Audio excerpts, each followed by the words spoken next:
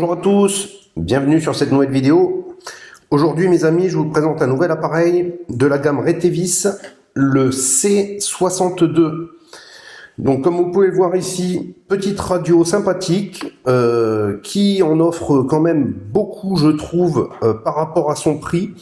Donc je pense que c'est un appareil intéressant qui va en intéresser en tout cas plus d'un. Peut-être des débutants qui veulent se mettre à la radio avec du matériel quand même de qualité, mais pour le prix, une quarantaine d'euros. En ce moment même, là, il est en promo chez Amazon à 36 €. Donc, comme d'habitude, je vous mets le lien dans la description si vous voulez l'acheter. À mon avis, je vous le dis tout de suite, pour le prix, c'est un petit entrée de gamme qui est vraiment pas si mal du tout. Donc, au niveau de la présentation, voilà ce qu'on reçoit dans la boîte. Donc le Retevis C62, UHF, VHF, il est sur les plages de fréquence 400 à 480 en UHF, 136 à 174 en VHF, comme d'habitude j'ai envie de vous dire. Donc toujours très simple, le manuel toujours bien fourni en français et dans toutes les langues de Retevis. Le petit clip pour le mettre, alors pas sur la batterie mais sur le corps, sur le corps. Un câble de charge en USB type C et une base de rechargement en USB type C également. Voilà, comme vous voyez ici, en output 8,4 volts. Voilà, donc moi, comme vous le savez maintenant, comme le standard de toutes les radios sont en type C, en fait, je me sers jamais maintenant de la base, puisque, comme vous allez le voir, eh bien, on va pouvoir recharger l'appareil directement avec le câble en type C. Je trouve que c'est beaucoup plus pratique à présent. Donc voilà, une petite lanière. Voilà ce qu'on retrouve dans la boîte. Donc voilà les amis, donc quand vous ouvrez l'appareil, on remarque déjà, comme vous le voyez ici, ce bel afficheur tout en couleur. Donc ça reste toujours plaisant quand même d'avoir ce genre d'afficheur. Au niveau du tour du propriétaire, donc en haut on a le on-off et le volume, on voit la présence d'une lampe torche, l'antenne qui est fournie bibande. Vous avez sur le côté une prise Kenwood standard, classique comme d'habitude, et la trappe en type C qui vous sert à programmer le poste et à recharger la batterie. Sur le côté, un PTT et en dessous un bouton programmable que vous pouvez bien sûr paramétrer dans la radio. Et ce qu'il y a d'intéressant, c'est que vous pouvez aussi le paramétrer comme sub-PTT, c'est-à-dire que quand vous êtes ici en double veille, donc avec les deux canaux en haut et en bas, eh bien vous pouvez le paramétrer en haut et en bas directement ici, comme vous voyez, donc en haut, en bas. Donc ça, c'est pratique d'avoir deux PTT, mais si vous préférez, vous pouvez lui affecter une autre fonction. Ce qu'on remarque également, eh bien, c'est le grand clavier, assez large en fait. Les touches sont assez plaisantes, je trouve, sur cet appareil. Et notamment, vous avez deux bonnes grosses touches P1, P2 de raccourci qui sont également paramétrables. Donc tout ça, vous voyez, c'est vraiment très très bon. Un gros joystick ici pour se balader dans les menus et donc différentes fonctionnalités. Donc ce que je vais vous faire voir un petit peu les menus aussi et l'afficheur, vous allez voir que c'est pas très courant en fait ce type de menu. Voilà, vous voyez, c'est un menu vraiment très très simple mais en même temps qui est vraiment très lisible. Donc je vous passe les différentes grandes fonctions. Donc là on a intercom setting comme vous voyez ici, où vous allez donc pouvoir régler les tonnes, l'afficheur, le time, l'heure, power save, autolock, la batterie, le dual watch ou simple watch. Donc là, il suffit de valider. Je le mets sur off et là du coup, je vais retourner à un affichage en un seul. Maintenant, je reviens.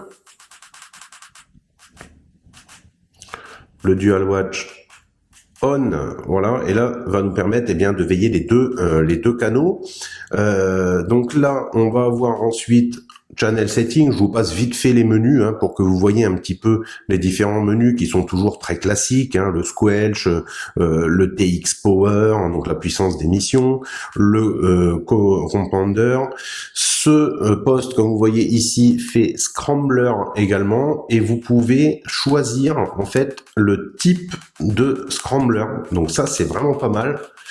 Donc plusieurs niveaux de Scrambler pour avoir des communications un petit peu chiffrées. Attention, disclaimer, bien sûr, vous n'avez pas le droit de transmettre en chiffré en France. Autre disclaimer, bien entendu, c'est une radio qui fait 5 watts de puissance, donc vous n'avez pas le droit d'utiliser cette radio en théorie sur les fréquences PMR 446. Pour le reste, pour pouvoir transmettre en VHF, comme d'habitude, il vous faut un certificat de radio amateur. Voilà, il vous faut la licence. Si vous utilisez ce poste sans licence et que vous l'utilisez avec ou sans licence, mais sur PMR 446, vous êtes hors légalité. Après, chacun fait comme il le sent, comme vous le savez, mais je me devais de vous faire un petit disclaimer parce que quand je le fais pas, on me le réclame à chaque fois. Donc maintenant, au niveau des fonctionnalités, c'est plutôt pas mal en fait. Donc les fonctionnalités, vous avez compris, très classiques. Maintenant, il y a quand même des petites spécificités, des petits plus, on va dire, notamment par exemple la possibilité d'enregistrer, comme vous le voyez, une communication. Donc ça, c'est pas très courant. Donc on peut activer le recorder. Là, je l'ai mis, donc, comme vous voyez, sur on. Et en fait, je ne sais pas si vous voyez bien ici, voilà, on a le petit rec, maintenant, qui est allumé en blanc. Donc ça, c'est plutôt pas mal. Donc, on va parler un petit peu. 1, 2, 1, 2, 1, 2. Alors, je suis pas sur la même fréquence. Et donc, une fois que vous avez fait ça, vous revenez dans Audio. Hop, Recorder off. Voilà. Donc là, on va arrêter l'enregistrement. Donc ça peut être pas mal, on a des bips, des tonnes, etc. Vous voyez, je vous passe vite fait les menus pour que vous voyez, mais en tout cas, c'est assez lisible, je trouve, avec les couleurs. Voilà, c'est pas, il n'y a pas de fioriture en fait. J'ai envie de vous dire. Le clavier, donc comme vous le voyez ici, fait bien DTMF, donc vous allez pouvoir utiliser ça en DTMF. Vous avez également la possibilité d'avoir un offset pour déclencher les relais. Donc c'est un poste vraiment qui a toutes les caractéristiques radio amateur, je vous dirais classique, de chez classique, mais plutôt bien fini quand même. Comme vous voyez ici, il est assez compact. Je vais vous le comparer au Eluns H1 UV. Donc vous voyez, c'est beaucoup plus gros comme poste, donc beaucoup plus compact. Je dirais que c'est vraiment quelque chose qui se destine à avoir un poste, on va dire, entrée de gamme, mais de qualité. Quand je vous dis de qualité, c'est que ça n'a rien à voir, par exemple, avec tout ce qui est Baofeng, tout ce qui est Quansheng, etc. Là, la qualité de fabrication, on est sur du Retevis, c'est quand même un cran au-dessus. Je vous dirais, pour le comparer, que c'est pour moi typiquement dans la même gamme de finition et de radio et de prix même, et de fonctionnalité, que plutôt les TID radio, le TDH3 par exemple, ou TDH8 qui est un poil plus gros. C'est dans cette même catégorie de radio, je dirais, entrée de gamme par le prix, parce qu'on est sous 40 €, donc c'est vraiment pas cher du tout, comme Talkie-Walkie, mais qui quand même respire la qualité au niveau des finitions et au niveau des fonctionnalités. Alors, ce que j'aime bien également, comme vous le savez sur cette chaîne, moi je dédie mes radios à une utilisation d'urgence, et donc c'est pour ça que je vous propose tout ce matériel pour vous inviter à vous équiper en cas des ruptures des communications réseau. Vous avez là, je l'ai programmé par exemple sur la touche P2, donc en fait je me suis programmé cette touche P2 pour une utilisation dans l'urgence. Qu'est-ce que j'appelle dans l'urgence? Premier point, hop, j'appuie une fois, j'ai mis la lampe. Voilà, donc petite lampe qui est pas mal, donc c'est pareil, c'est pas du haut light, mais ça peut dépanner. Et deuxième fonctionnalité intéressante, je l'ai programmé en appui long, on a une alarme que vous allez pouvoir déclencher. Voilà. Donc balise visuelle et sonore, et en plus de transmission sur les fréquences. Donc ça, c'est toujours vraiment très très bien pour des radios dédiées à l'urgence, la sécurité. Moi, j'aime beaucoup en tout cas. Donc ensuite, vous allez avoir d'autres fonctionnalités que j'ai affecté au bouton P1. Donc moi j'ai mis le scan par exemple, et puis après, eh bien, en appui long, j'ai mis une autre fonctionnalité qui est la détection de fréquence et de CTCSS, comme vous voyez ici. Alors honnêtement, ça marche pas du tout terrible cette fonctionnalité. Donc là, je pense qu'ils l'ont vraiment loupé. Donc c'est les premiers modèles, peut-être qu'il va y avoir des corrections de firmware. Donc là, vous voyez, je suis en train de transmettre juste à côté. Et franchement, ça marche une fois sur 10. Hein. Et en plus, parfois, quand il arrive à trouver la fréquence, il m'affiche une fréquence qui n'est pas la même que en émission, puisque sur le H1UV, il me la marque d'ici. Donc, vraiment pas terrible, en tout cas sur ce poste. Je pense que ça, c'est des améliorations au niveau du firmware qui vont pouvoir être corrigées par la suite. Donc voilà, petit tour rapide, pas grand-chose à dire, mais voilà, honnêtement, la finition est vraiment pas mal.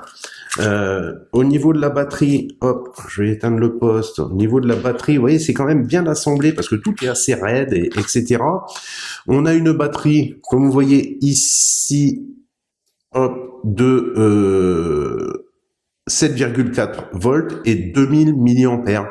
Pareil, on va dire que c'est moyen comme batterie. On remarque également que tout est en plastique à l'intérieur, donc c'est pour ça en fait que je vous dis c'est quand même du premier prix.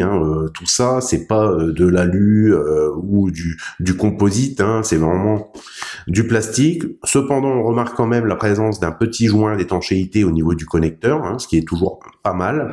On voit bien également qu'il a norme CE, donc un petit talkie qui est ma foi sympathique, sans être exceptionnel, mais vraiment qui a une qualité, je trouve, de fabrication qui est vraiment très très correcte. Voilà, vraiment très très correcte. Donc je vous dirais que mon conseil d'utilisation, si vous cherchez une bonne radio pas trop chère, voilà, c'est typiquement la cible. VHF, UHF, 5 watts. Alors transmission, réception, ça fonctionne très bien. Vous pouvez le programmer via l'USB type C, c'est bien. Vous pouvez le charger en type C, balise détresse. On peut enregistrer les conversations, donc ça c'est aussi plutôt pas mal. Donc plein de petites fonctionnalités, le tout pour 35-40 euros. Franchement, c'est vraiment un bon plan. Donc je vous mets le lien en description parce que je vous dis, il y a la promo là aujourd'hui où je tourne la vidéo sur Amazon.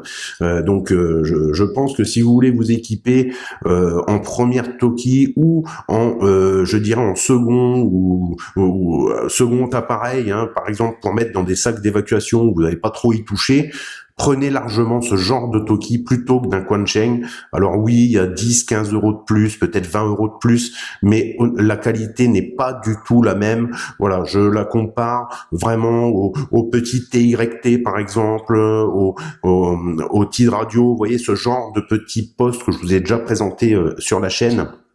De l'entrée de gamme mais bien fini. Bref, si vous n'avez pas de Toki, vous voulez pas y mettre trop cher, ça voilà, typiquement, ça c'est tout à fait ce qu'il vous faut. Allez, je fais pas plus long pour un petit post comme ça.